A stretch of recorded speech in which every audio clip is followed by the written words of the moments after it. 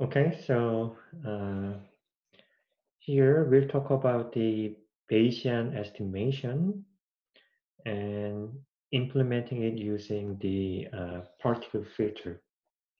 So let's begin with the Bayesian estimation.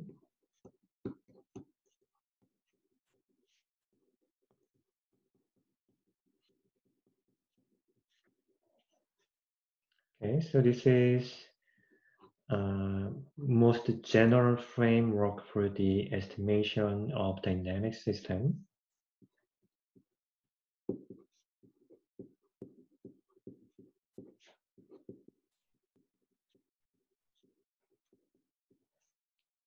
Right, so when we derived the Kalman filter, we considered the linear Gaussian system, and we used the Gaussian distribution to represent the uncertainties. Even in the EKF and the UKF,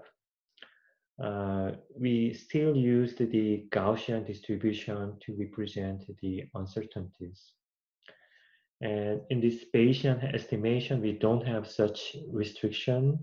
We can consider arbitrary probability distribution and the arbitrary nonlinear system.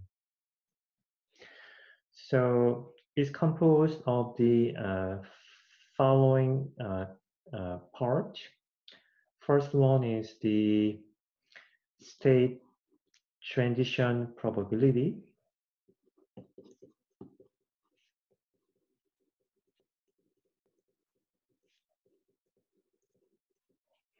This one is like the equations of motion. So it tells us the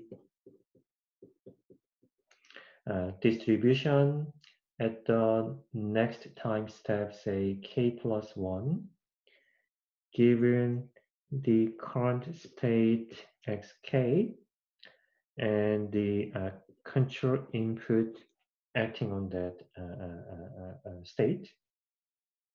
So this describes how state changes from k step to the next step to the given control input. So this is like the stochastic version of the discrete equations of motion. Also, we have the sensor model. So this gives us the probability distribution for the sensor measurement for given state x. So it's like the stochastic version of the measurement equation, right? We had some equation like z is equal to hx plus v, which tells us the measurement signal as a function of the state corrupted by the auditive noise. This is more general form. This gives us the distribution of the z given the state value x. Okay. So the if I visualize this, the problem formulation is as follows. Suppose we have the state at this step k minus 1. Okay. As we see here, sensor measurement is determined by the state. So if we have this state value, we can guess sensor measurement at that time. Okay, so this corresponds to the sensor model. And as time goes on, it evolves to the next state xk. And during that time, we have the control input acting on, say, uk minus 1. So this state transition probability tells us that for given state and control input, we can predict the distribution of the next state. So this is repeated. So if you have the state at the case step, then from the sensor model, we can have the measurement. And if you apply the control input U, according to the first one state transition probability, we can guess the distribution of the next step. And this becomes repeated and repeated. So this is the Bayesian problem setup. And the objective is as follows. It's sometimes described by the belief, say BLXK. I mean, that's our most updated guess about the state K, this guy, using all the information happened before and the measurement obtained at the same time step. So basically, this is the probability distribution of the state xk, conditioned by all the prior measurement, which is denoted by capital ZK, and all the previous input applied to this system, namely, so up to xk, up to reach the xk, we have the control input up to uk minus 1. So let me write it as capital U k minus 1. So this guy means that all the measurement history up to the k time step, so it becomes set of z1, z2 up to the zk. And this guy becomes the all of the control input up to the k minus 1 time step. So it becomes u1, u2 up to uk minus 1. Okay, so that's the goal. We want to estimate the current state using all the measurement available up to that time and all the control signal applied to that time. So that's the goal of this Bayesian estimation. The concept for this state transition probability and sensor likelihood function may be confusing. So let's just try to get this from our previous example. So when you talked about the extended column filter and the unscented column filter, we considered following discrete dynamics.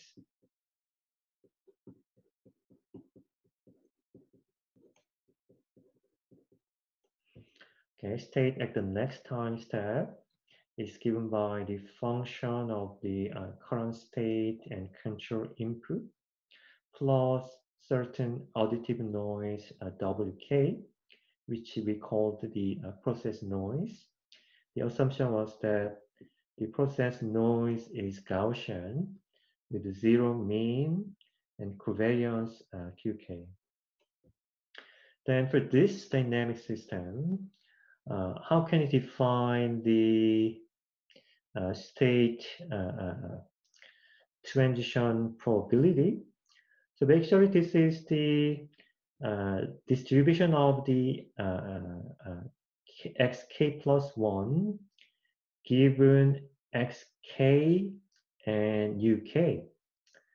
Xk is a random variable, but in this case, we are using it as a conditional variable. That means when you write this down, we are specifying the specific value of the xk.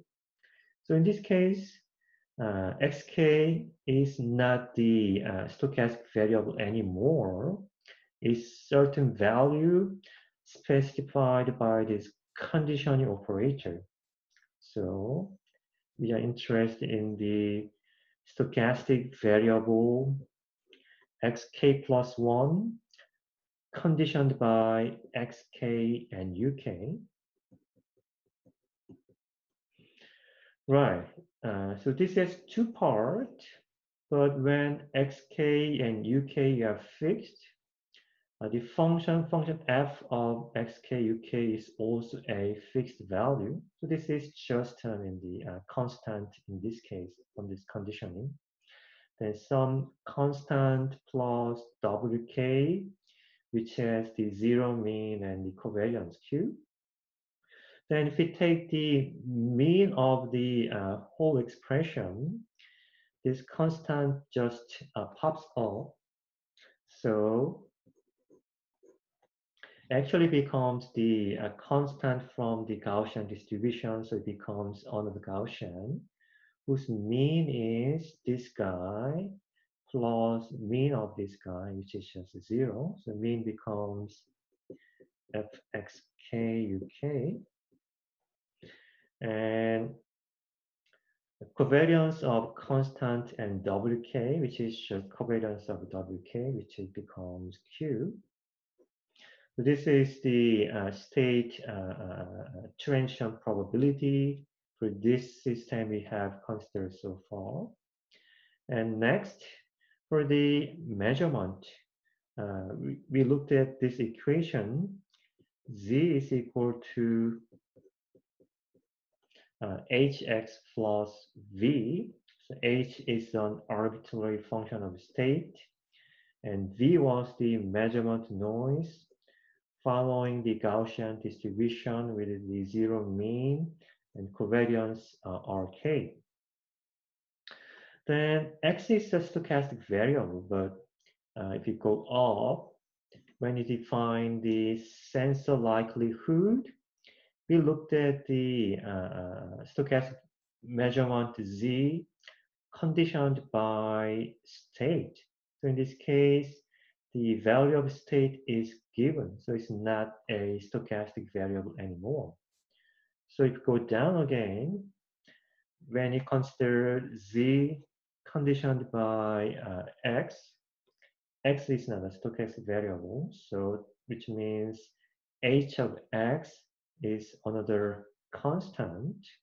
So constant plus v, which follows the Gaussian distribution, then it's also Gaussian with the mean value hx and the covariance of the rk.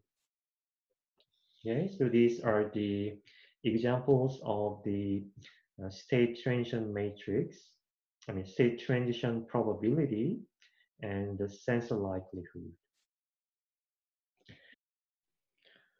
Okay, then let's look at the two steps of the Bayesian estimation. The same as before, is composed of the propagation step and the correction step.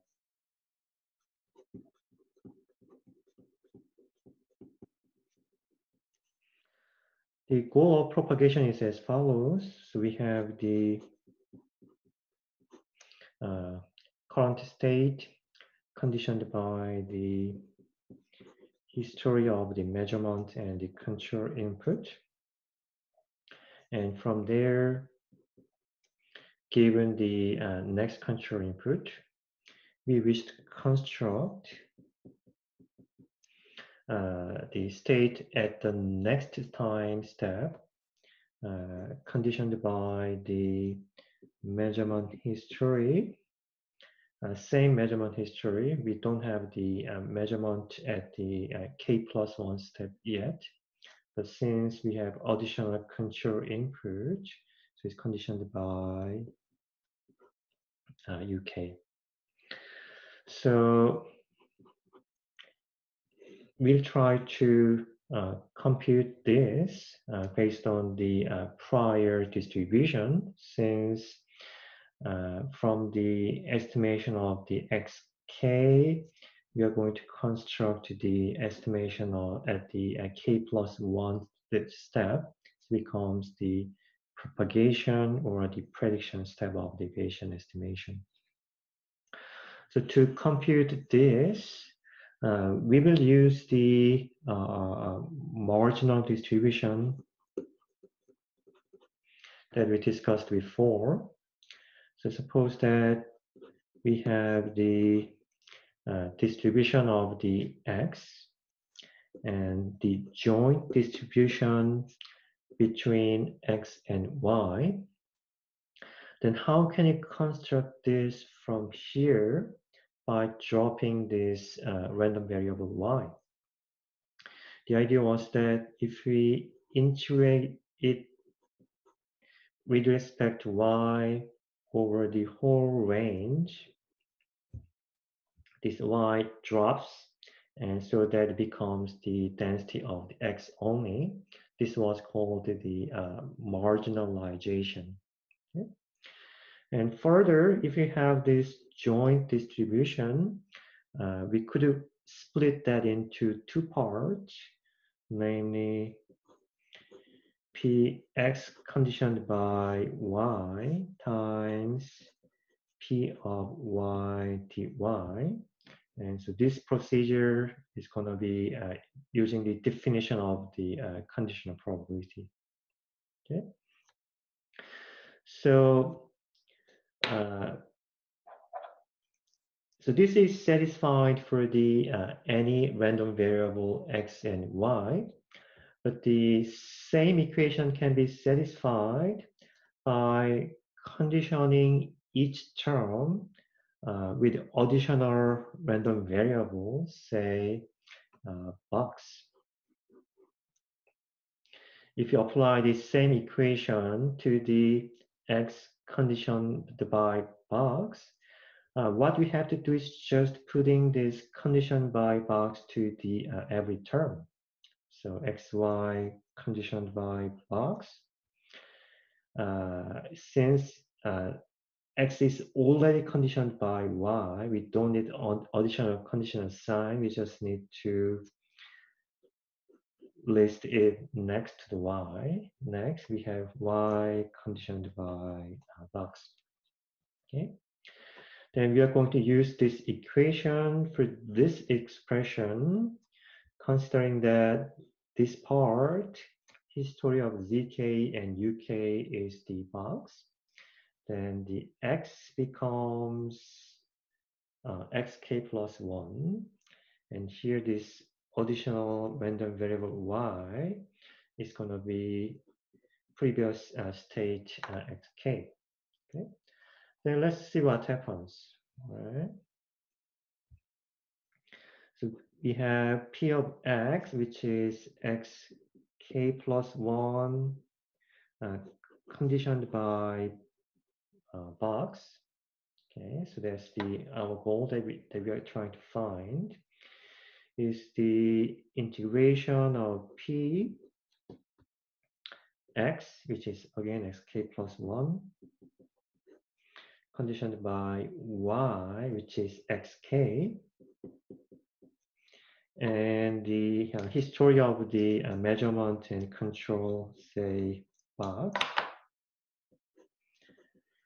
times py, which is xk, conditioned by box, okay. Integrate over y, which is xk. Okay. Then let's look at the first term. So this is kind of similar to what we did here. So that's looks like the state transition probability for given x. How can you determine the xk plus 1? Okay. As we see here, when xk is given, then the only additional signal that we need to determine xk plus 1 is going to be uk. So in the box here, box was again all the history of the measurement and all the history of the control. But here, only thing that matter is the control input UK. So we don't need to put all this history. As we in this diagram, the only thing that we need additionally is the UK. The other history of the control and the measurements doesn't matter anymore because we have this guy. And instead of everything in the box, we just need the control input UK.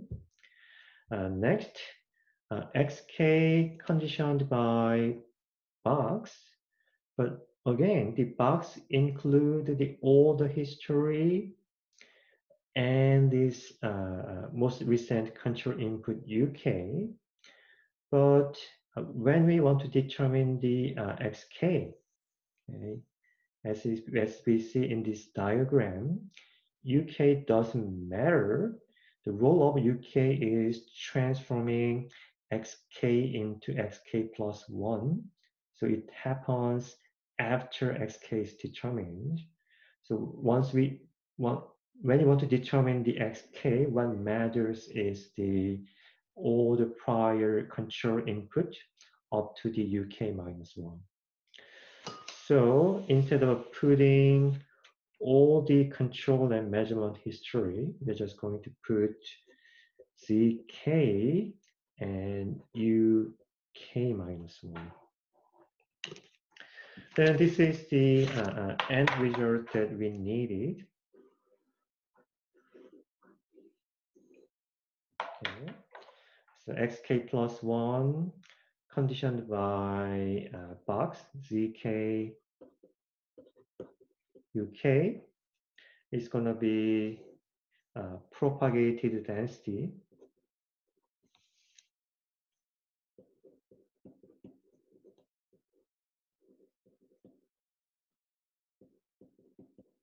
that we want to compute.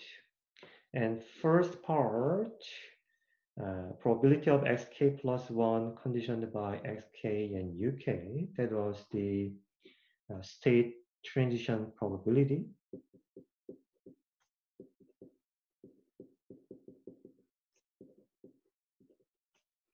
And this guy, the prior state conditioned by all the history, that was the current belief.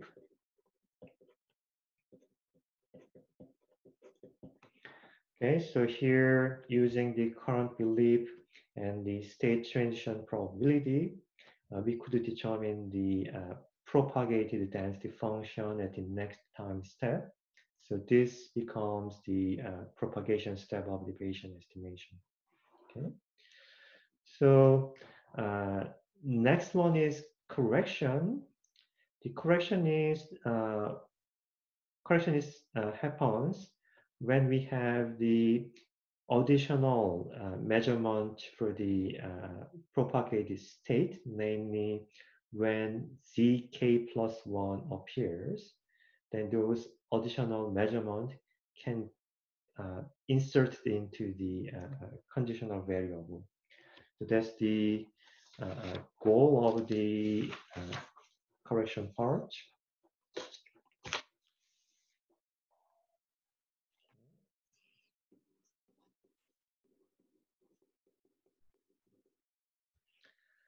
We had the density propagated up to the k plus 1 step, and it was conditioned by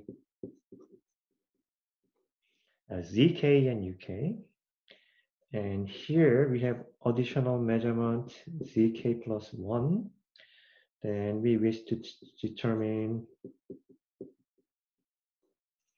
the same state conditioned by this additional measurement zk plus 1, and the same thing, history of the measurement and the control input. Okay. And to find this guy, so we're going to use the Bayes rule.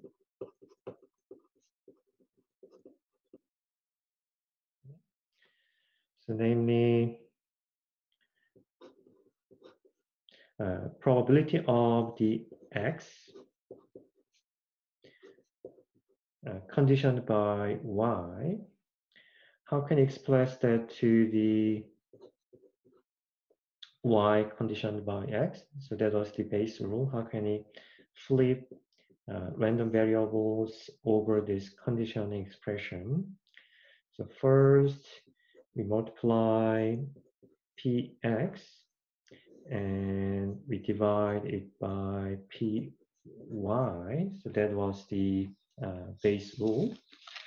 And same as before, if you want to derive this equation for additional conditioning variable z, and we want to keep z, and we don't want to make the z go to the other side, we just need to make this y go to the other side. We just need to flip x and y. And the only thing we have to do is just adding this z as the conditional variable. We can put list z here, next x conditioned by z, and y conditioned by z. Okay, so that's the equation that we're going to use to derive expression for this guy. So let's do it. So we have pxk plus 1 dk plus 1 conditioned by same expression. We are going to call it x. Okay, this case z.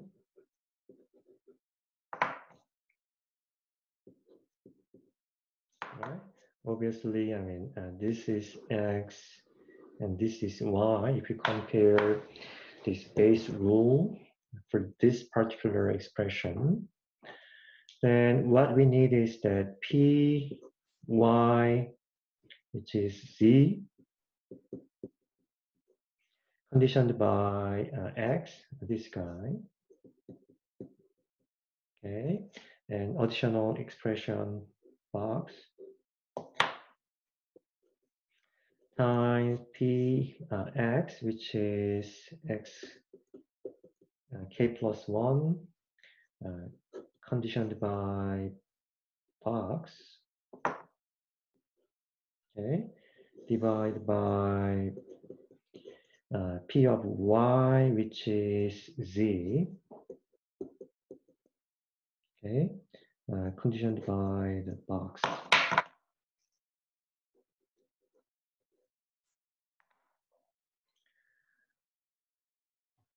Okay, the first observation is that this probability that we want to find is the function of the x. But if you look at denominator, we don't have any x. The zk plus 1 conditioned by the prior history. That means even if we change the input argument of this density, it's not going to change at all. So it's going to be just a fixed constant. Then let's not worry about this, guys. We just say this density is proportional to the numerator. But if you look at the numerator, we have the measurement z conditioned by the state and the prior history. But again, if you look at this diagram, when determining the x zk plus 1, only thing matters is the state at the k plus 1 time step. Okay, then all the prior history doesn't matter, since we can start from here and go directly down using this sensor model. That means here we don't need to keep the history. We just need to keep the state at the k plus 1 time step. Okay, And this guy is the xk plus 1 conditioned by box. Xk plus 1 conditioned by box. That's exactly this guy. If I just write it one more time, we have p zk plus 1 conditioned by xk plus 1 times this guy, p xk plus 1 conditioned by zk and uk. So this is the end result.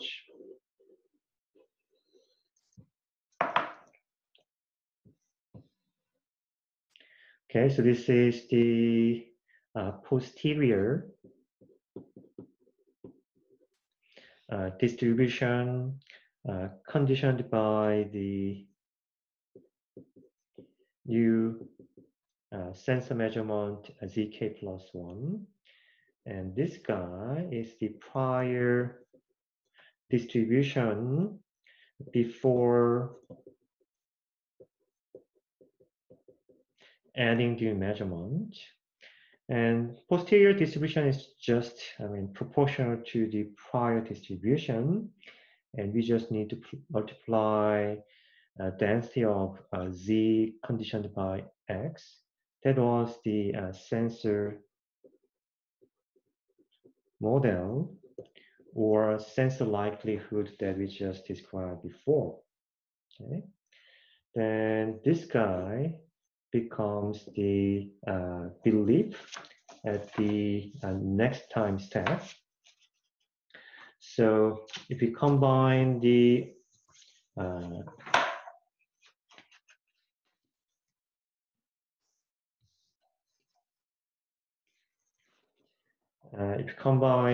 propagation,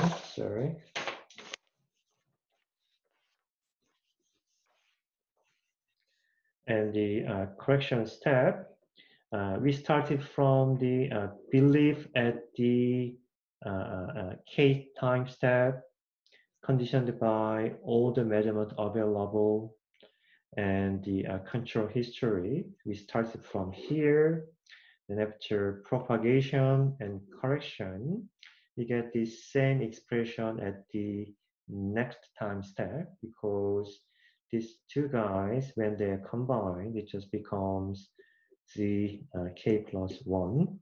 So this prediction and correction yield a procedure to convert this guy to this guy, the belief at the k step and the belief at the k plus 1 time step. So this yield this consists to the Bayesian estimation, and this procedure can be repeated to make it march on. So that's the overview of the Bayesian estimation.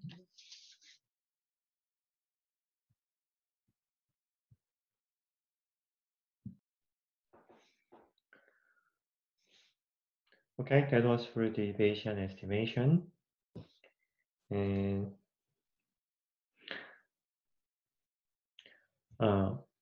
it may look too abstract, but I just want to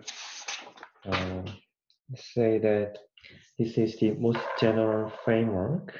But if you apply the Bayesian estimation to the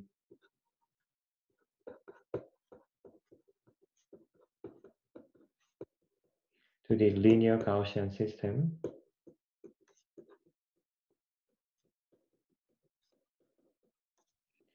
you're going to recover the Kalman filter.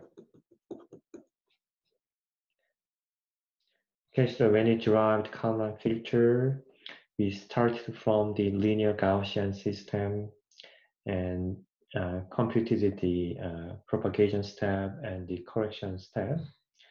But even before that, we can consider most general case first.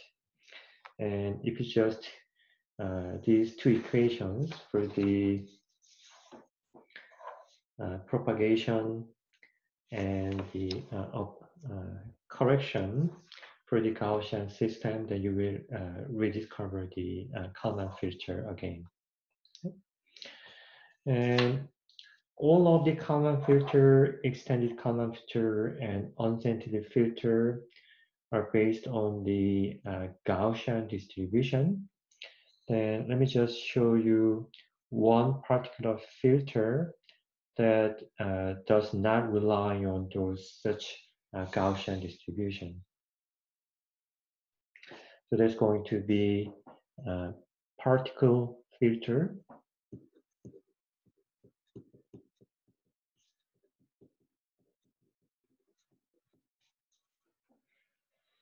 So this can be considered as an implementation of the Bayesian filter without using any specific probability distribution. So this is non-parametric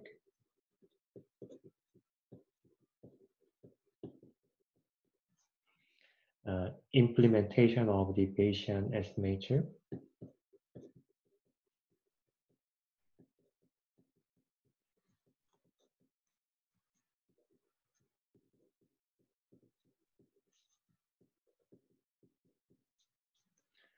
Okay, so the idea is very simple. Suppose that we have an arbitrary density function like px.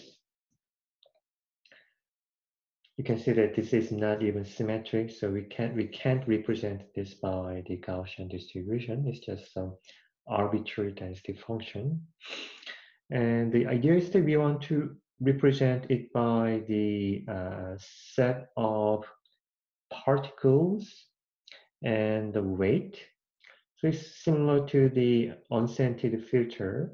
So we have set of weight and the sample point over the particle. And here we represent the density function in this formulation, summation of the weight times the delta function.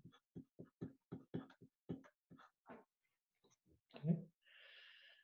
So you may have seen this delta function before. It's like the function value is 0 everywhere else except when the input argument is equal to 0. So since this is x minus xi, the input argument becomes 0 when x is equal to xi or x is at the ith particle.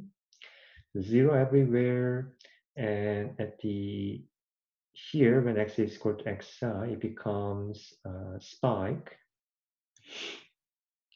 But this spike is defined such that the integration of this function over the whole range becomes equal to 1. Okay? And that is multiplied by this weight wi. And beyond this, we have many other particles. And each particle has an associated weight.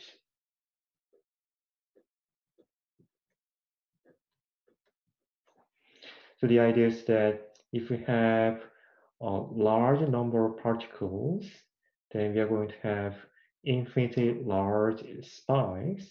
So when the number of spikes is sufficiently large, the sum of the spike may look like the original arbitrary density function. So that's the idea. We want to represent arbitrary density function using a large number of particles. So the difference from the unscented transform is that in the unscented transform, we considered very specific Gaussian distribution so that we can characterize it using 2n plus 1 sigma point when the Gaussian distribution was the n-dimensional. But here, we are not assuming that this density follows a Gaussian distribution. It could be arbitrary. So we need a large number of particles to characterize the arbitrary density accurately. Okay, so that's the fundamental idea. And same as before, it is composed of the prediction and correction step.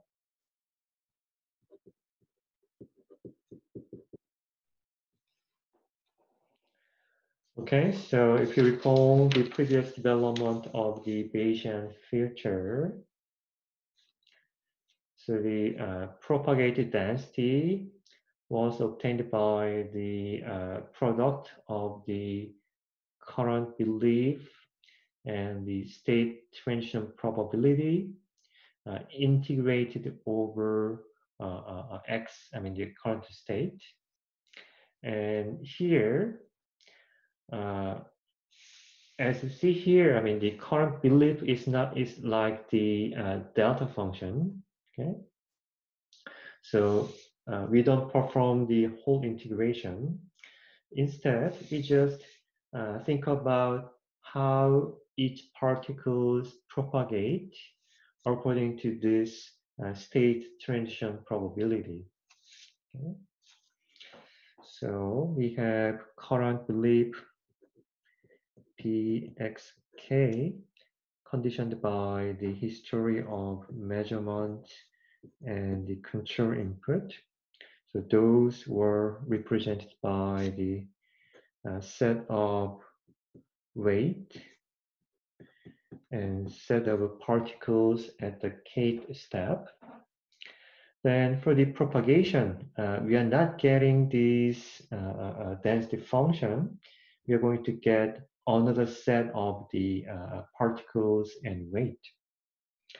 And for the prediction step, we are going to update this particle point. The idea is that we just take a sample from the state transition probability. So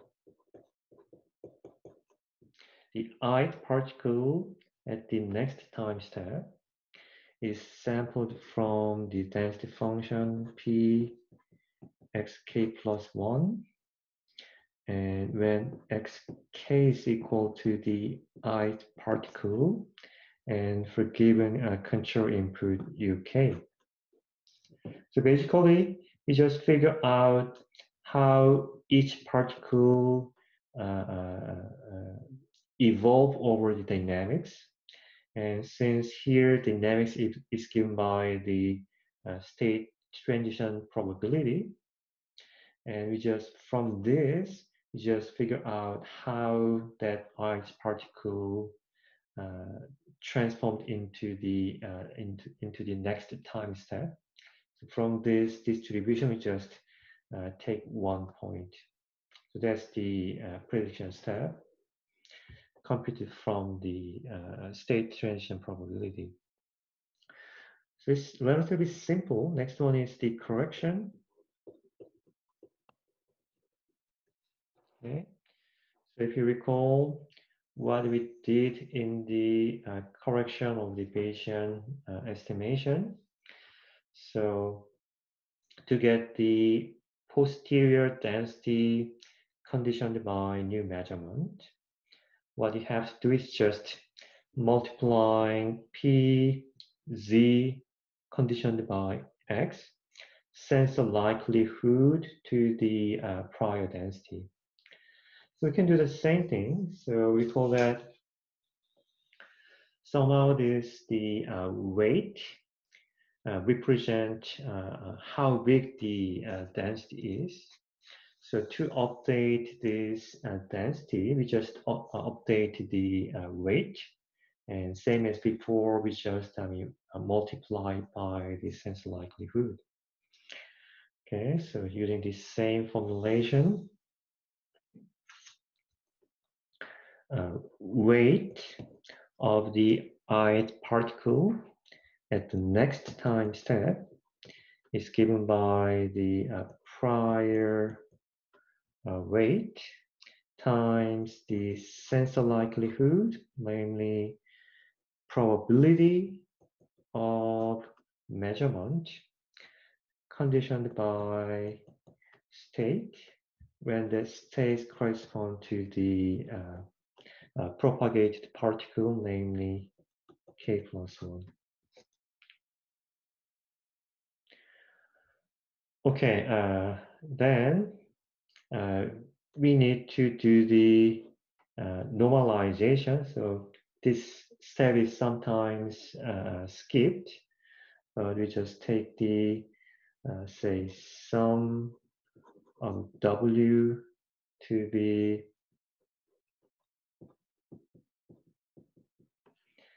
sum of all the updated weight. Then we just divide each weight by the sum.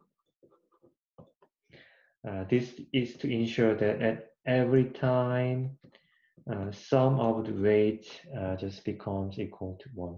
Okay. So I like, this normalization step is remind me that the integration of the density over the whole range becomes 1, but in some cases this part is skipped. So this is relatively simple. So again, we started from a set of particles and weight. Okay. Then for the prediction, we change this particle into the next step by sampling it from the state transition probability. And for the correction part, we updated weight. Okay. And the weight is multiplied by the sensor likelihood for that particular particle, propagated from the previous prediction step. In short, the prediction is to change the particle, and correction is to update the weight using that propagated particle. So if we combine this yields a procedure from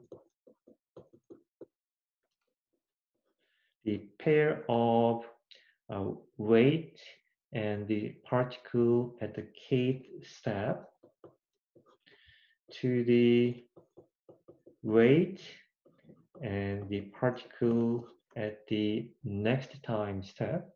So this procedure can be repeated so that this state can march on. Okay, so that's the particle filter. So it's relatively simple, but again, to characterize the arbitrary density function, we need a lots of particles. So it may require a lot of computational load to implement this. But in these days, we have, we have like the good computing resources, especially for the parallel computing. Okay? Even if we have many particles, we can assign some of particles to the some core and the other set of particles to the another core, so that it can be implemented pretty quickly. Okay. So we are going to consider one example for the particle filter. Okay. It's going to be a very simple example. Okay, so the car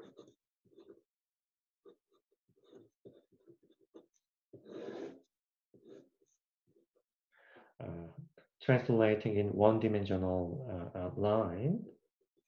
Okay, so let's say that the state is given by the position of this car. Then the equation of motion is as follows: x k plus 1 is x k plus h times uk. So that means where the h is the time step, meaning that is the tk plus 1 minus tk, and u is the control input, right? So the position displacement is given by the time step times the control input. So here the control input corresponds to just the velocity. So we are assuming that we can control the velocity of this car directly. And in addition, we have the process noise given by WK, so which follows a Gaussian distribution with zero mean and covariance Q. And for the measurement, we assume that we can directly measure the position with some measurement noise V. So where we assume that measurement noise is Gaussian, measurement noise is Gaussian with a zero mean and covariance of R.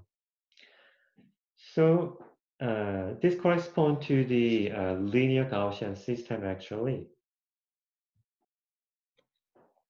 But here we are going to address it by using the particle filter.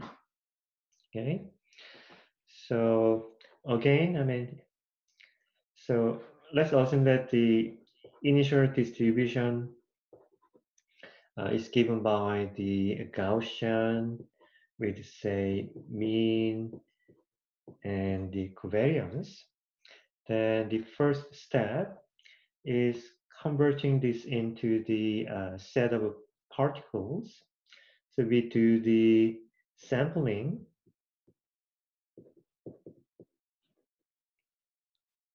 from the Gaussian distribution so that we can get the set of particles and weight.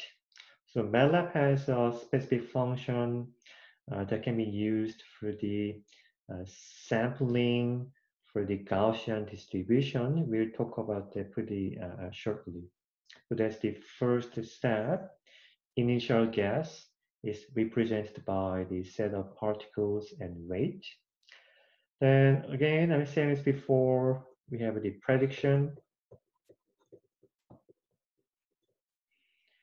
And for the particle filter, what we needed is the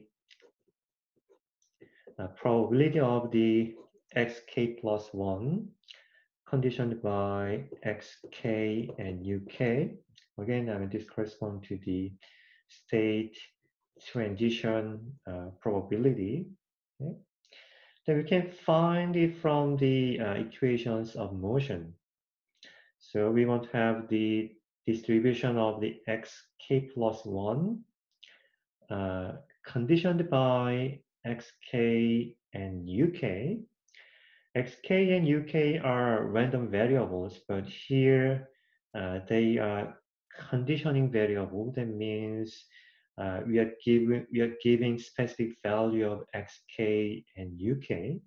So the this part just becomes the constant, and we have constant plus Gaussian distribution, Gaussian random noise WK. Okay, then constant from the Gaussian random variable is just also Gaussian, and Gaussian can be characterized by mean and variance only. And the mean of the constant plus random variable is going to be this constant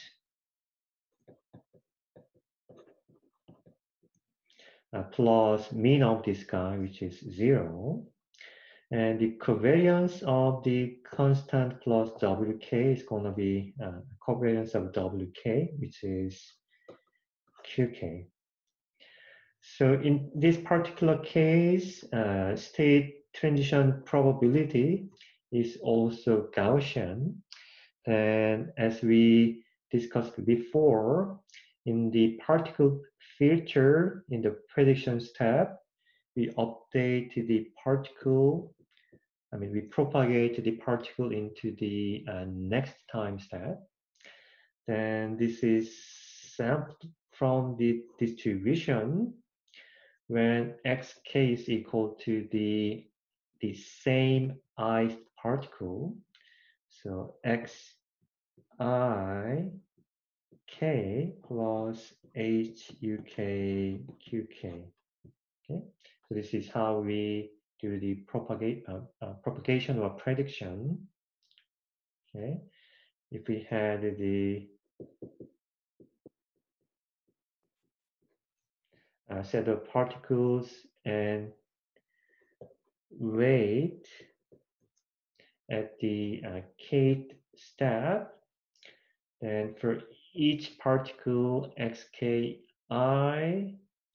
we have this state transition probability. Then from there, we sample one value to get the particle at the next time step.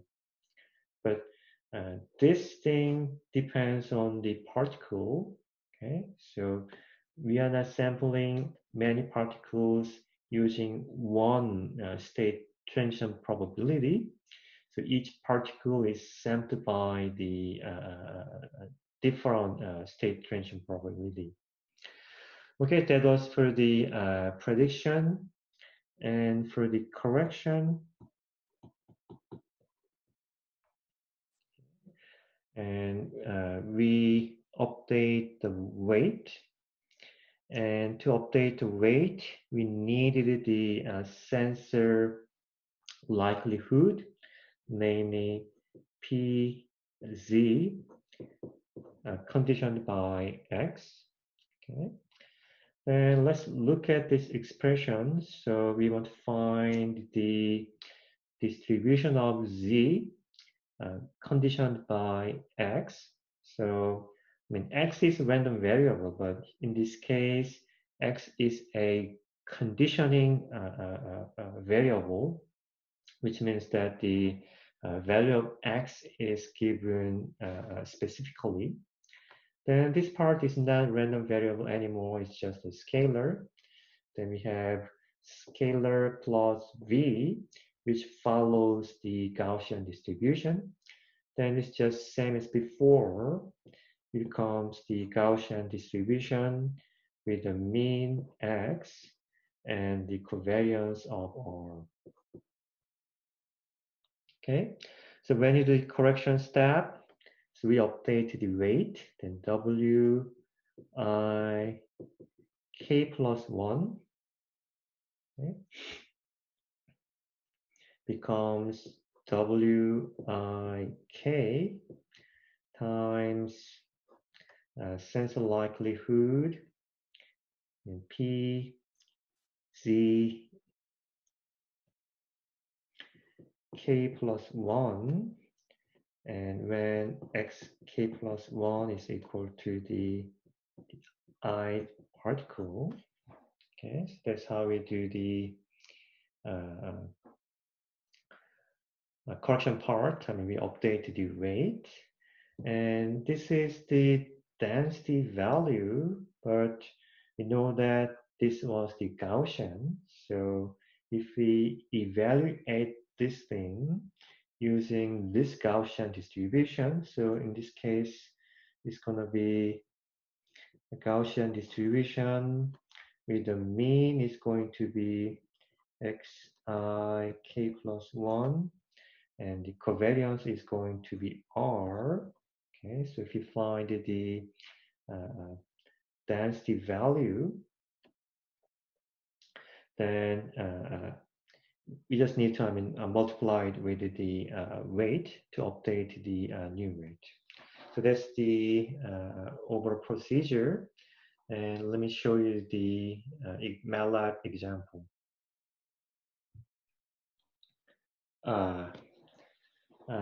Sorry, since this is related to the final exam, maybe I should be more explicit here. So this follows the Gaussian distribution with a mean xi k plus 1 and the covariance r, but we have to evaluate that Gaussian distribution at the specific sensor measurement value zk plus 1. So if I just write this part more explicitly, since it's just a one-dimensional system, it becomes 1 over square root r and square root 2 pi times exponential minus 1 over 2 over r. And so in the denominator, we have the covariance, and the numerator, we have state value, random variable, specific random variable value, which is ck plus 1, minus the mean x I k plus 1 squared. Okay. So that should be multiplied to the rate. Okay. Okay. So again, this sensor likelihood is defined by the x and r, where x corresponds to the propagated particle. Okay. So when we update the I weight, we assume that this x is equal to the I propagated particle. So the x becomes mean. So x determines this Gaussian distribution. Then we evaluate this Gaussian distribution at the particular sensor measurement zk plus 1. So if I write it explicitly, that looks like this. Okay, so this should be helpful for the final exam.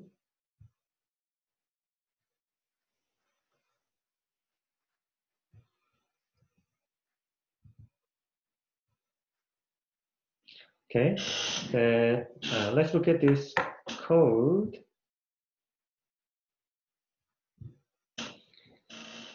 So this is example code for the this particle filter. Same as before in first part, we specify the simulation parameters. For example, time span is from 0 to 20 seconds, and we are going to use the 201 point. We just specified the process noise covariance and the measurement noise covariance. And to generate true trajectory, we need the particular values of the process noise and the measurement noise. So I'm just doing this sampling using this mean and variance. Okay, and for the Gaussian distribution, you can use this function norm RND for this sampling. Okay. We have the sample values of process noise and measurement noise. Then we can calculate the true trajectory from the equations of motion. Okay. Then the NN is going to be the number of particles, and this is the variable that I save the NN particles for the N time steps. So the same variables for the rate. Okay. And at the initial time, the initial gas of this state is given by the Gaussian distribution with the mean x0 and sigma x0. And the first step is converting those into the particles. Okay, We are using again the same MATLAB function norm RMD, okay, to generate the samples based on this Gaussian distribution. In this MATLAB function, it only takes care of the difference of the density values. That means when density values are higher, it gives us more number of particles in those specific areas. So we can make the all of the weight identical. So since we want to that the sum of the weight becomes 1, so all of weight has the value of 1 over the number of particles. Okay. And before doing this for the entire time sequence, let's just do it for the 4 steps and how it works. Okay. Same as before, for the prediction, we do the sampling from the state transition probability. Again, in this case, the state transition probability was the Gaussian distribution with this mean and this variance. And for the ith particle, so this is used as the in the mean value. Okay. And from this distribution, we just sample one particle, then it becomes the propagated particle. And I'm just visualizing those particles. Then for the correction part, this is relevant to the final exam. You have to update the weight. Okay? And in this case, the measurement likelihood is the Gaussian distribution with the mean at the ith propagated particle, and the so when we use this function, I mean, we need to provide the standard deviation, not the covariance. So we have the V, sigma V here. And for this distribution, if you want to evaluate density value at Z, then we put the Z value first, okay? Maybe I just need to do the help norm PDF, okay? We compute density value for the Gaussian distribution, and Gaussian distribution is determined by the mean mu and standard deviation sigma. For that Gaussian distribution, we want to find density value at the particular x. Okay, that's what we are doing here. For the Gaussian distribution determined by the ith propagated particle and the sigma v, I mean measurement standard deviation. For this Gaussian distribution, we are evaluating the density value at the measurement value. Okay, so that's multiplied to the particle to get the updated particle. Then after that, we just do the normalization so that the sum of particles becomes always equal to 1. Okay, that's the prediction and correction step. Let me just run this. Okay, so here the x-axis correspond to the x, and y-axis correspond to the weight. Okay, let me stop it. I better write that more explicitly. X label x, y label weight. Let's do it again. This is the initial distribution. Okay, and I have these samples sampled by the this Matlab function norm RMD.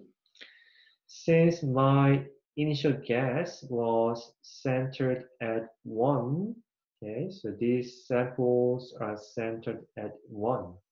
but the true value was equal to 0. So we start from here, and let's first do the prediction step. And the result of prediction step is like this. Again, for each particle, so we sample its propagated particle using this Gaussian distribution, okay? And we repeat this for the each particles to get the new set of particles. Okay? That was the result of the propagation. I mean, during the propagation, we didn't change any weight, so the weight remains same. And if you do the correction, at the same particle location, the weight becomes changed. So each weight is multiplied by the density value of the likelihood. Okay? So when if some particle has the greater likelihood, it has the greater weight. So you can see that around this, I mean, the true value, we have the higher weight just right after one correction. So this is repeated. So this black is going to be my posterior particles, and this particle becomes propagated like this. Okay. Then we have a new sensor measurement to change this weight. Look at that. It becomes like this after weight. Right? Then some of the particles have greater weight because they had the higher the sensor likelihood. Okay. Then this is repeated. So this posterior particles becomes propagated. Okay. Then we have sensor measurement, and the weight is updated, is propagated, and weight is updated. So this is the procedure. And let me just stop this and remove all the pause and simulate it for the whole time duration. It will take some time.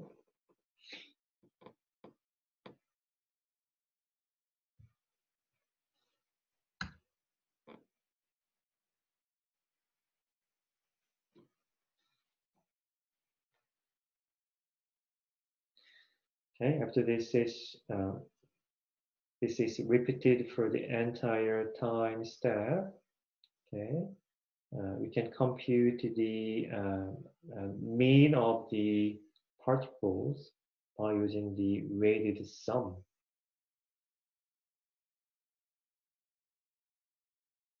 And we are going to check the difference between true value and the estimated values from the particles.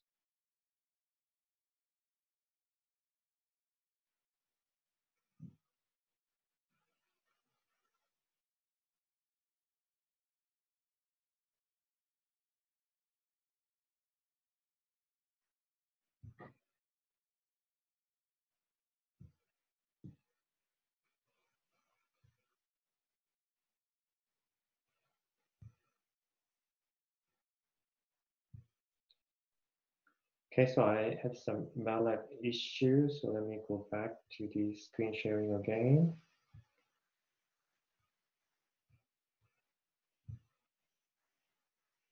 Okay, so this is the estimated result, okay, where the x-axis is the time and y-axis is the position.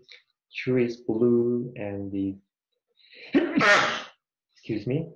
So true is red and the estimate is blue. So you see that the estimate trajectory quite well follows the truth trajectory.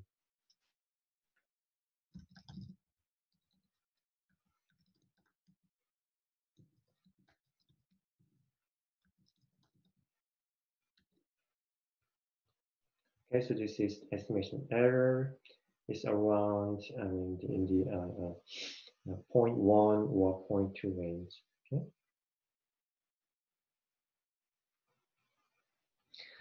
So this is the example of a particle filter, but sometimes the particle filter runs into an issue.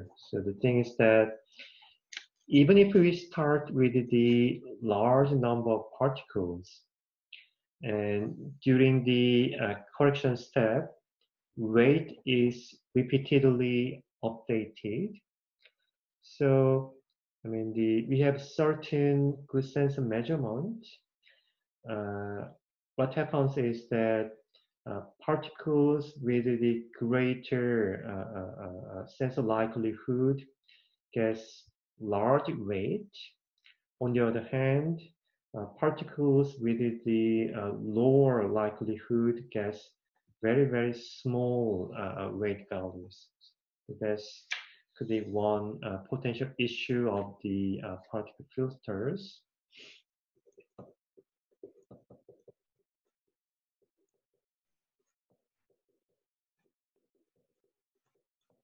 After a few iterations, actually many particles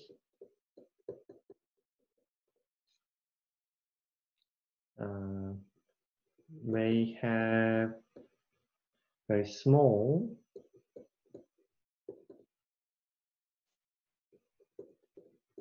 or negligible weight. Okay? I mean, when you compute the, say, mean from the these particles and weight, you just do the weighted sum. So if some particle has very tiny weight, it doesn't contribute much to the mean or any other higher order moment.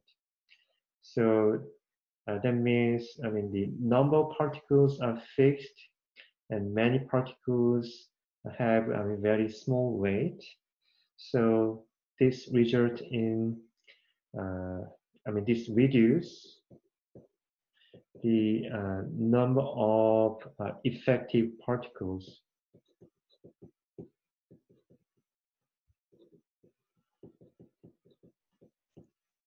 I mean, you may see in this previous example that we started with large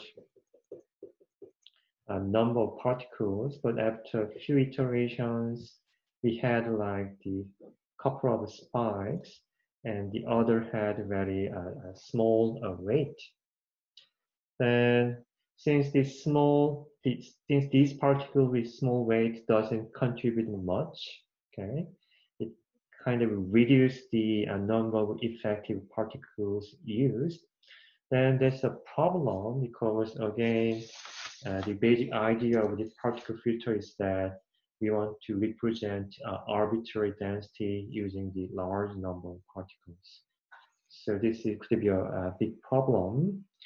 And there's one particular approach to avoid this issue, say SIR.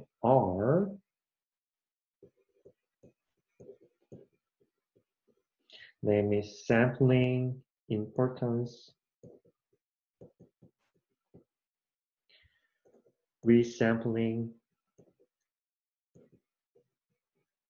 filter.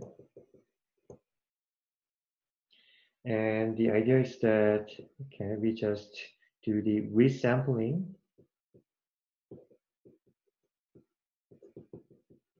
after each step with a probability proportional to the weight. Okay?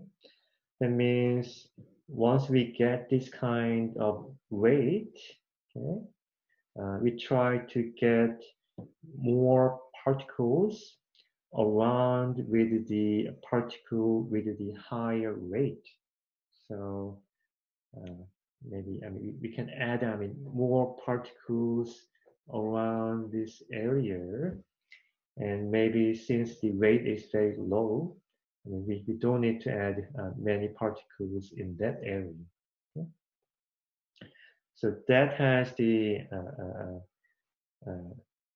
good effect of maintaining certain number of the effective particles used in the particle filter. Okay, so that's the one important, I mean, the practice to make the particle filter work very well. Okay, so that was summary for the particle filter. Again, it's useful because we are not assuming any specific form of the distribution. The distribution can be arbitrary. And downside is that we may need a lot of particles to represent the arbitrary distribution. So it's a bit challenging to implement the particle filter for real-time estimation problem. But I mean, if you don't need any real-time application, I mean, particle filter will be a good choice. I mean, that doesn't require any strict assumption in your system or in your distribution.